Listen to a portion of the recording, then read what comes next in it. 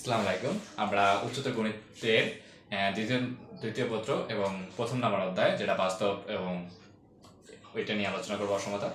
So অসমতা বা বাস্তব পড়াশোনার আগে আমাদের কিছু সম্পর্কে জেনে রাখা উচিত।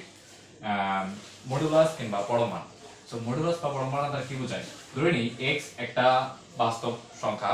তো এক্স এর একটা বাস্তব সংখ্যা তখন হবে যখন এক্স এর যে কোনো মান বা পজিটিভ, এক্স এর পজিটিভ সংখ্যা, পজিটিভ মানের জন্য আমরা এক্স এর মান যদি পজিটিভ হয় তাহলে এক্স শূন্যের চেয়ে বড় হবে, আর এক্স এর মান যদি নিরপেক্ষ মান বা শূন্য হয় তখন x is equal to 0, R x এর মান যদি নেগেটিভ হয় তখন x শূন্যের চেয়ে ছোট কোনো সংখ্যা হবে। আমরা এটা পরমাণ। আর পরমাণের মধ্যে যে কোনো মান হোক, ধরা যায় পরমাণ যদি 2 - 5 মান করা হয় তাহলে সেটা পজিটিভ 5 আসবে। বা এখানে 5 ধরা হয়, 5 এর পরমাণ বা মডুলাস করা হয় তখনও সেটা 5 আসবে। অর্থাৎ পরমাণ বা মডুলাসের মধ্যে যে কোনো সংখ্যা, ধনাত্মক বা ঋণাত্মক সংখ্যায় আসুক না কেন, সেটা সর্বদাই একটা ধনাত্মক সংখ্যায় বের হবে আউটপুট হিসেবে।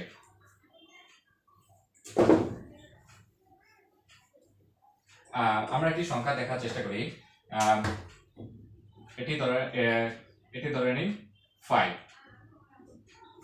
মডুলাস 5 এর মানটি ধনাত্মক হতে পারে এবং ঋণাত্মক হতে পারে। এই মানটি দ্বারা বোঝাচ্ছে মানটা নেগেটিভ 5 হতে পারে কিংবা পজিটিভ 5 হতে পারে। অর্থাৎ আমরা যদি লেখচিত্র অঙ্কনের সাহায্যে দেখার চেষ্টা করি তাহলে এখানে -5 এবং এটা পজিটিভ 5, এই দুটি মান দ্বারা প্রকাশ করা হয়। এখানে x এর মানটা হচ্ছে -5 বা পজিটিভ 5, যা পরমাণু হিসেবে প্রকাশ করা হয় এভাবে।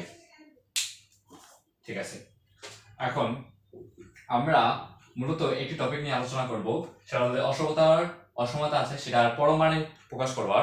অসমতাকে পরমাণু প্রকাশ করার জন্য একটি শর্ট ট্রিক্স দেখানোর চেষ্টা করছি, যাতে আমরা খুব সহজেই যে কোনো ম্যাথ প্রবলেম বা এমসিকিউর জন্য সহজেই সমাধান করতে পারি। তো অসমতা পরমাণু প্রকাশ করার জন্য একটি সহজে ফর্মুলা করার জন্য x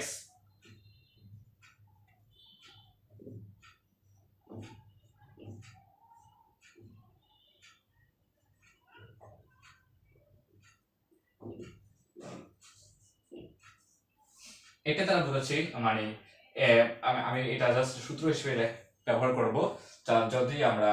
যদি কোনো সমস্যা হয় তাহলে তখন আমরা এই সূত্রটি ব্যবহার করে আমরা যে কোনো পরমাণ বা অসমতাকে আমরা মানে পরমাণ আকাশে প্রকাশ করাতে সাহায্য করবে। সো আমি একটা কোশ্চেন লিখছি, -7 -1, এটাকে পরমাণু আকাশে প্রকাশ করতে হবে। তো পরমাণু আকাশে প্রকাশ করার জন্য এখানে এই সূত্র দিলাম এখানে a দ্বারা বোঝাচ্ছি -7 কে, আর b দ্বারা বোঝাচ্ছি -1 কে। তো a প্লাস b, অর্থাৎ এই দুটি সংখ্যাকে যোগ করব x, a প্লাস b ঋণাত্মক চিহ্ন সূত্রের a প্লাস b মানে -7 -1/2, তারপর মডুলাস চিহ্ন দিব। আর এখানে সবচেয়ে বড়টা থেকে সবচেয়ে ছোটটা বের করবো। এখানে -1 সবচেয়ে বড় এবং -7 সবার ছোট। তো -1 আর সূত্রের মাইনাস ইনটু -7/2। তো এখানে দেখার চেষ্টা করি, এখানে x -7 এবং -1 হয়ে যায় -8 -8 কে 2 দ্বারা ভাগ করলে -4 আসে। তো -4 আর -4 সাথে আর মাইনাস গুণ করব, মানে যোগ করব, -এ 4 হয়, +4, তো +4x। তাহলে এর চিহ্ন দিব। তারপর এখানে -1 আর -1 আর এখানে প্লাস, কোথায় এটা 6, এখানে 6/2, অর্থাৎ x এর মান হচ্ছে +4 3।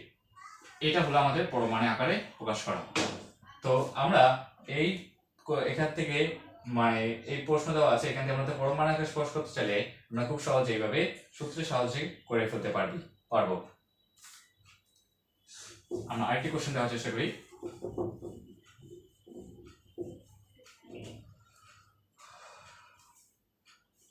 এখন এখানে এই চিহ্ন হতে পারে, অর্থাৎ এই পরমাণুর থেকে বড় কোনো সংখ্যা বা এরকম চিহ্ন থাকতে পারে, কিংবা এর সমান সহজ চিহ্ন দেওয়া থাকতে পারে।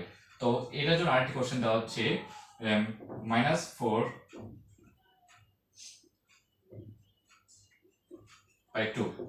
এখন আমাদের প্রথমে এই দুইটা সংখ্যার যোগ করব এবং দুইটা ভাগ করব, এটা আর এটা দুইটা সংখ্যাকে যোগ করব।